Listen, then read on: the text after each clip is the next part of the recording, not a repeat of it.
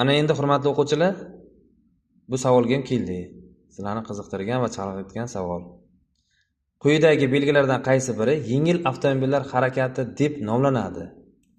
Mana birinchi belgimiz emas, taxlovchi belgilarda mana hoshiyasi qizil, doirasimon shaklda kelgan taxlovchi belgilar bo'lib keladi. Ana shunda uchinchi belgimiz bu. Mexanik transport vositalari harakatlanishi taxlanadi deyapti. Buni nima qilmayapti? Buyurmayapti, taxlayapti aslida, harakatini taxlayapti. Mana bu uchinchi belgimiz esa axborot ushbu belgilarimizdan olingan. Bu 5.3 belgi. Avtomobillar uchun mo'ljallangan yo'l. Mana bu yerda avtomobillar uchun mo'ljallangan yo'l deydi. Bir-biriga mutanosib.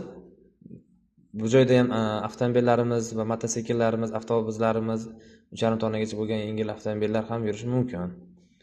Lekin bular harakati demayapti-da, mo'ljallangan yo'l deyapti.